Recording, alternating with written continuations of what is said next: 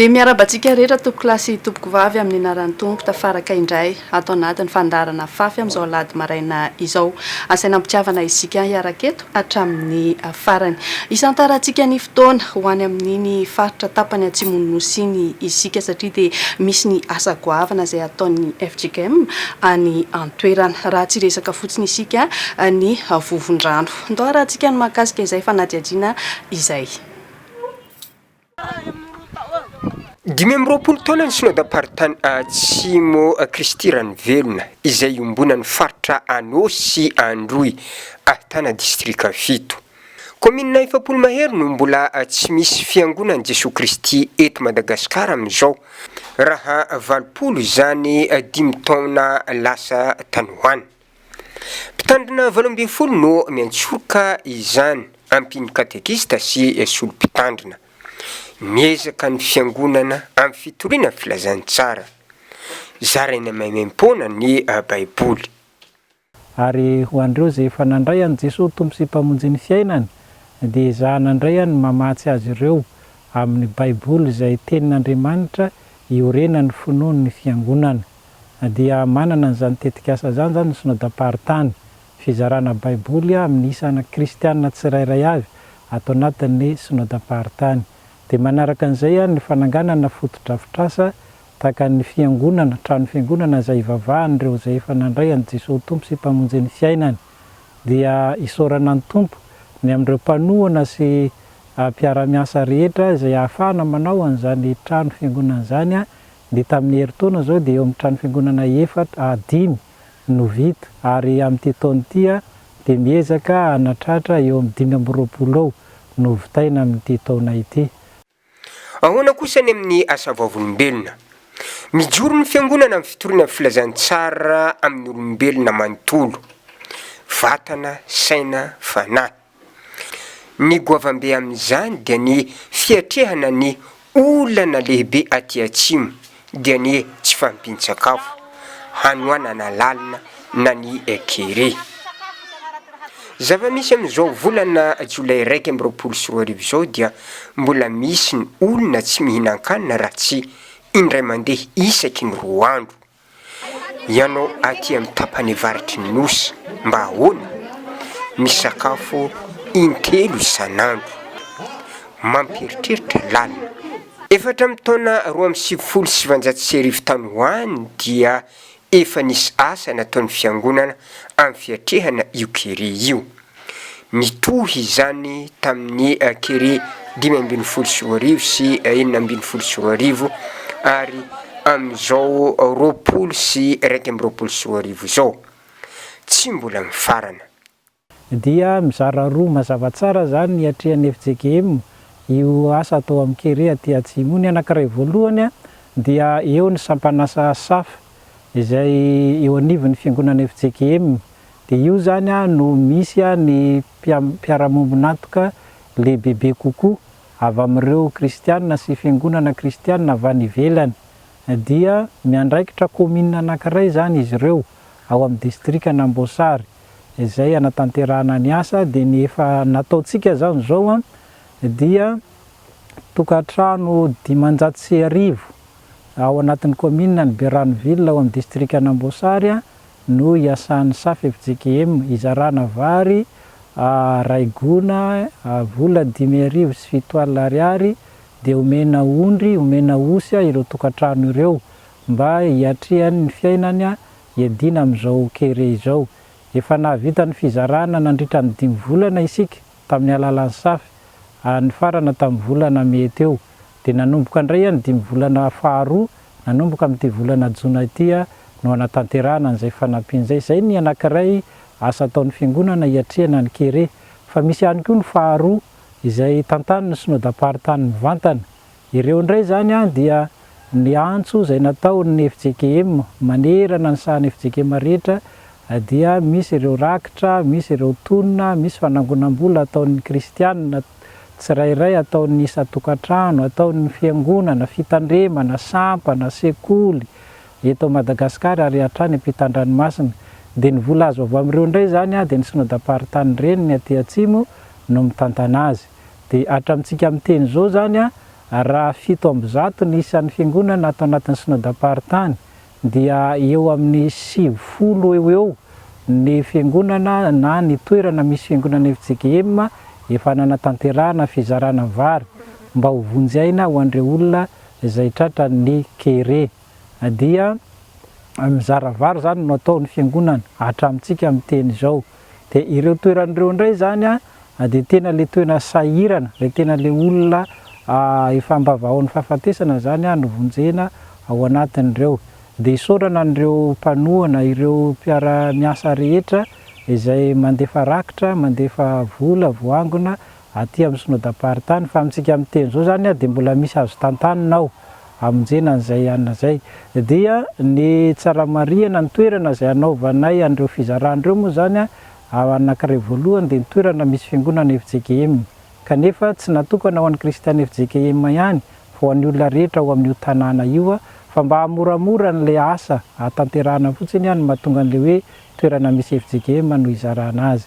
Dia ny manaraka an'izay zany le olona tena efa reraka be ireo zany no atao sivana dia mahazo an'ireo fanampiana ireo. Dia amintsika amin'ny teny zao zany mbola misy azo tantanina tsara ao hiatrehantsika nylay kere aty amin'ny faritra atsimo.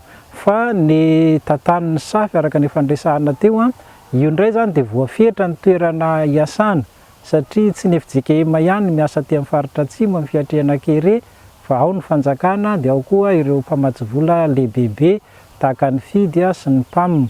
Ireo zany dia efa misy fanarahana izarana n'ireo komina atao anatin'ny distrika Anambosary, distrika Anambovimbe sy ny rehetrarehetra dia mifampizara araka an'izay ka ny anjara azon'ny safy FJKM zany dia ny komina Beranville fa ny ankoatr'izay dia efa ireo mpiara-mombonatoka matanjaka no manatanteraka izay fizarana izay. Vonjy aina ny fizarana sakafo na ny vary fa misy kosa ny ezaka itsaboana sy isorohana ny kere toy ny fizarana masombolo, ny katsaka, ny tsaramaso ary fotoana fambolena bageda na vomanga izao ka mizara tahombomanga ny fiangonana. Ary ny lavitrezaka dia ny fitsinjovana ny tsy fisindrano amin'ny alalan'ny fanaovana lavadrano. 7 no efa vita amin'izao. 2 zao no hitantsika eto amin'ny tanin'ny synodam-paritany eto Ambovimbe Androy. Mba hisorohana n'ilay kere dia ny zavatra atao amin'ilay tsy fisin-drano dia miezaka mitrandraka izay fomba rehetra azahoana rano. Dia ao anatin'izany zany ohatra ty toerana misy antsika eto ity dia ity zany zao ny pompy voalohany vita tato anatin'ny synodam-paritany zany izy ity mba hitsinjovana n'ilay tsy fisin-drano aty atsimo. Dia anankiray zany ty efa hitantsika ity dia ny anankiray koa io amin'ny trano anankiray ry atsimo ry. Dia ny andalam-panamboarana zany zao akoatra ny ty efa hitantsika ity dia ao amin'ny komina Ambondro misy anankiroa, dia any amin'ny komina Sianamaro anankiray, dia ao amin'ny komina Ambosary misy anankiray. Ireo zany no andalam-panamboarana amin'ny pompy tahaka an'izao hitantsika izao. Dia ny manaraka an'izay miezaka koa zany zay manao an'ilay siniben-drano. Bassin moa zany filazan'ny zareo azy aty amin'ny faritra atsimo. Siniben-drano izay tehirizana ny rano avy amin'ny tafitrano na koa rano avy amin'ny toerana izay azo anangonana rano. Ohatra hoe ity toerana misy antsika ity dia lalorana ciment zany dia avy eo mirotsaka ny ranorana dia angonina amin'ny toerana lavaka anankiray.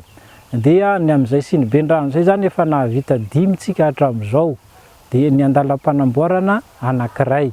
Ireo zany ny fomba tsotra indrindra takatry ny vola izay atrehan'ny fiangonana amin'ny famahana ny olana amin'ny tsy fisin-drano aty amin'ny faritra atsimo. Mba hafahana mitantana sy mikojakoja ny fotodrafitrasa dia amidy 200 ariary ny rebidon amin'ny rano. Lesoka hita atsimo io. Maro amin'ny fotodrafitrasa natsangan'ny fanjakana sy mpiara-mombonantoka no tsy maharitra sy mba vetivety satria tsy ampy fanaraha-maso sy fikojakojana. Tohizantsika amin'ny heri ny fanadiadiana amin'ny asa ataon'ny fiangonan'i Jesosy Kristy eto Madagasikara aty amin'ny faritra Atsimo Nosy dia ny faritra Anosy sy Androy ao anatin'ny synodam-paritany faha 7 Atsimo Kristy rany velona.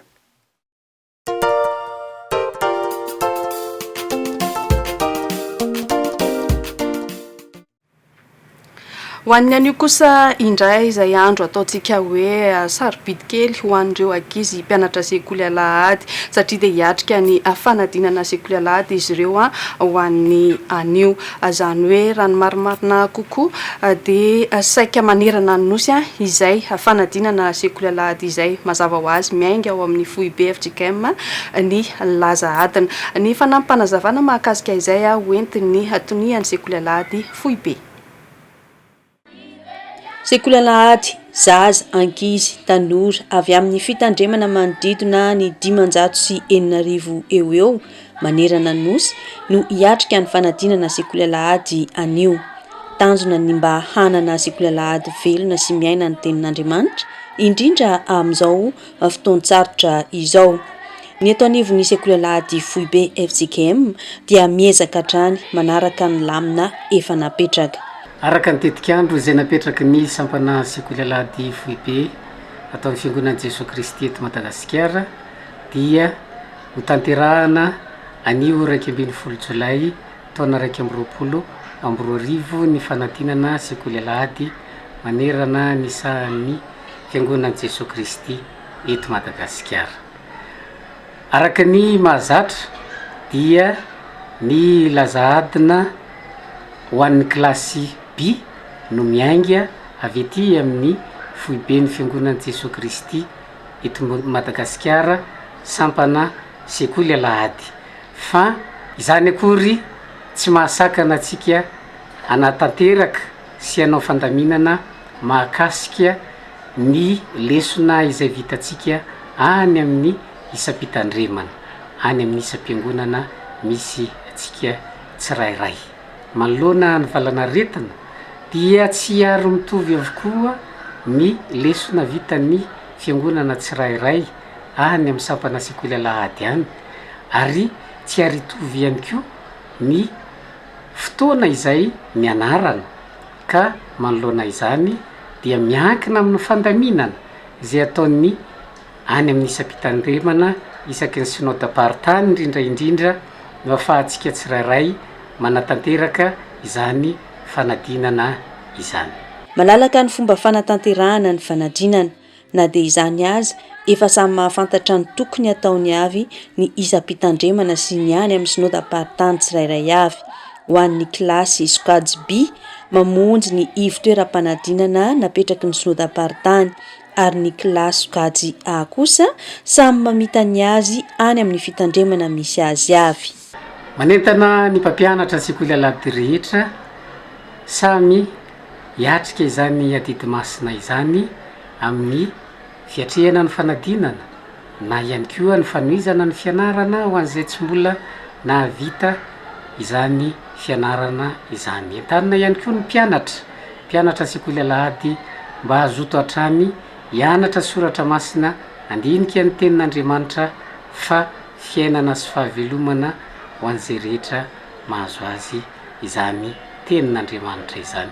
Ho an'ny mpianatra manokana dia entanina isika tsy atahotra hiatrika ny fanadinana, tsy atahotra ny amin'izay mety laza adina ao, satria efa nianatra isika, efa niomana isika, ary indrindra efa nivavaka isika nangataka ny fanahy masina mba hitaridalana hampianatra, hanazava ny saina, hanolo-tsaina, hampahatsiahy izay efa nianarana mba hahafahana miatrika izany fanadinana izany.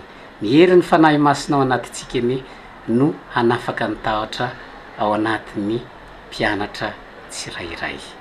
Ankoatr'izay, ho an'ny ray aman-dreny, aoka isika mba hanao zava-dehibe ny fanadinana sekoly alahady ka andefa ny zanantsika hiatrika izany.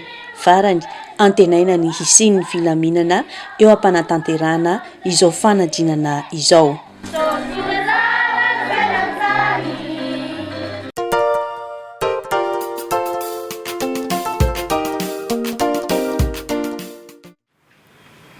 tonga sady isika eo amin'ny fanabeazana kristianina satria efa nresaka izay fanadinana sekolelady izay atrany isika dia eo amin'ny fanabeazana kristianina kosa indray dia ny fanabeazana ny zanaka lahy sy ny zanaka vavy no horesantsika efa mivoatra dia mivoatra mantsy amin'izao fotoana izao ny fanabeazana azo ny ankizy ny tanora indrindra fa any amin'ireny tambanjotra serasera maro isan-karazany ireny eo ihany koa ny fiarahamonina aleo ny mahakasika izay aloha no arahintsika miaraka.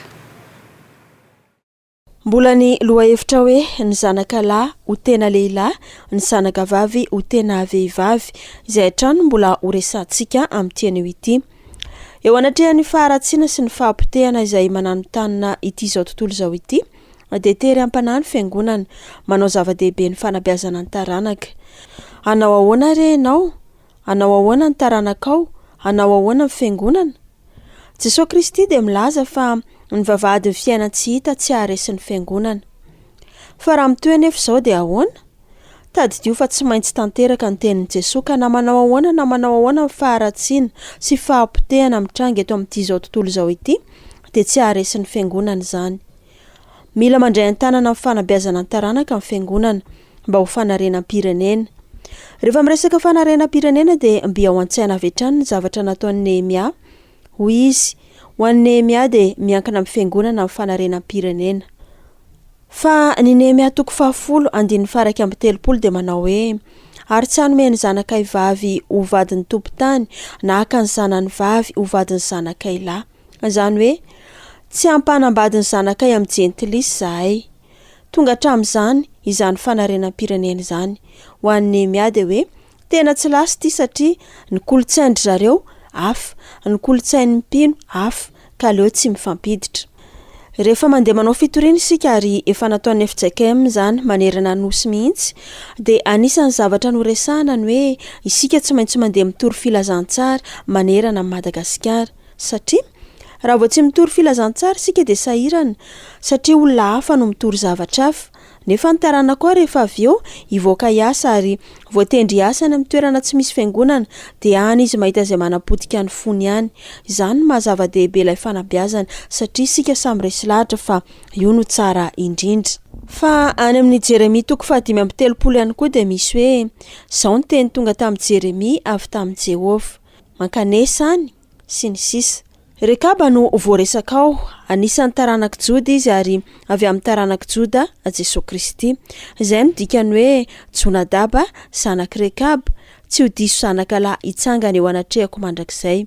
Misy 7:20 ao izay ahitanao ny asarobidin'ny fanabeazana. Eto nareo dia afaka mijery hoe inona daholo ny afatry ny razanareo.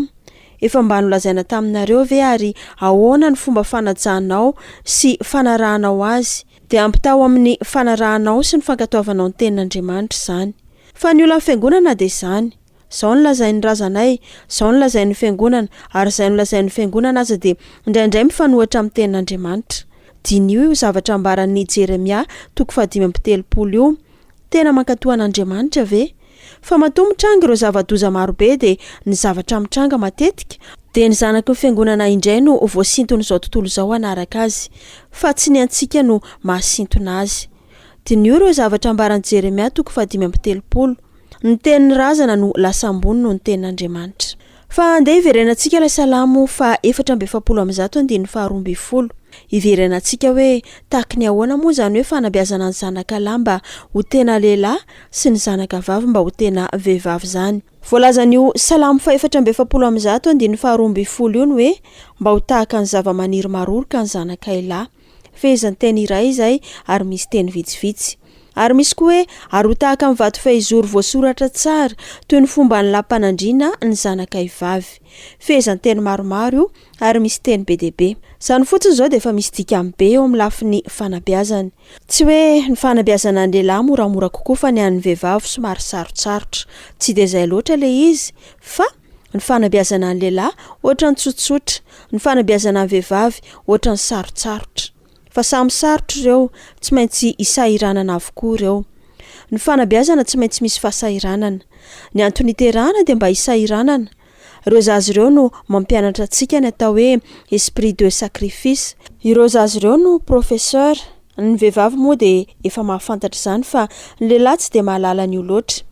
Ary ambarany soratra masina koa hoe raha tsy tonga tahaka ny zaza nareo dia tsy mahazo miditra amin'ny fanjakan'ny lanitra. Ary ireo zaza ireo dia tena mahay mihitsy ary ilainy sika amin'izay fotoana izay. Ho tohizantsika amin'ny fanazavana izany amin'ny heriny anio toy izao.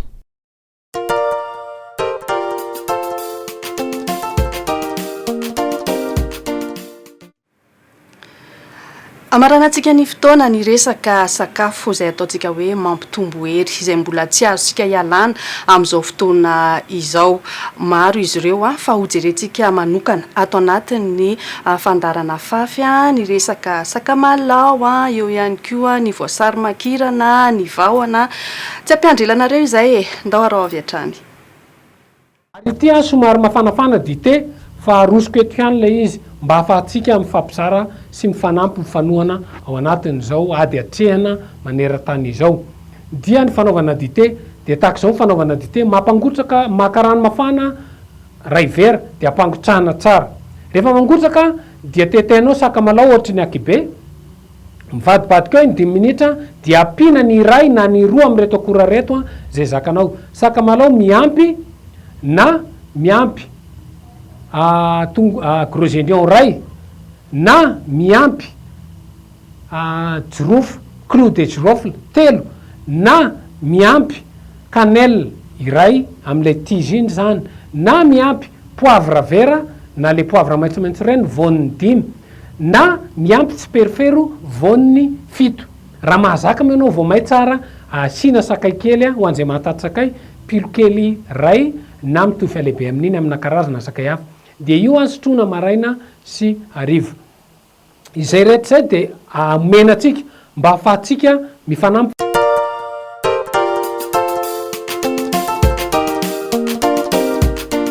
Ny manaraka farany mialoha farany dia izao.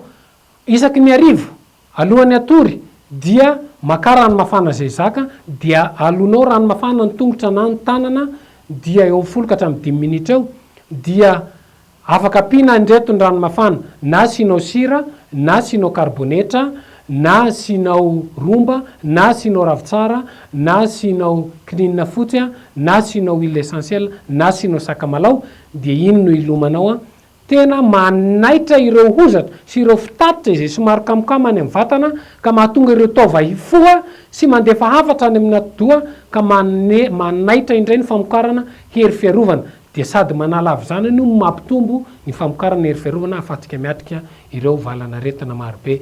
Izay rehetra izay hafatra tolotra antsika fa mialohan'izay dia izao ny alohan'ny amaranako azy dia izao vonjeo ny tenanao, vonjeo ny ankonanao, vonjeo ny hafo, vonjeo ny firenenao, mivavah dia mibeba fa rehefa miaraka itsika miombom-bavaka sy mivavaka dia ren'Andriamanitra izany efa lazainy any amin'ny tantara faharoa 7:4 zany dia ho avy Jesosy hamonjy antsika satria mahery ny rano Jesosy afaka mamonjy sy miaro antsika amin'ny aretina sy valana aretina.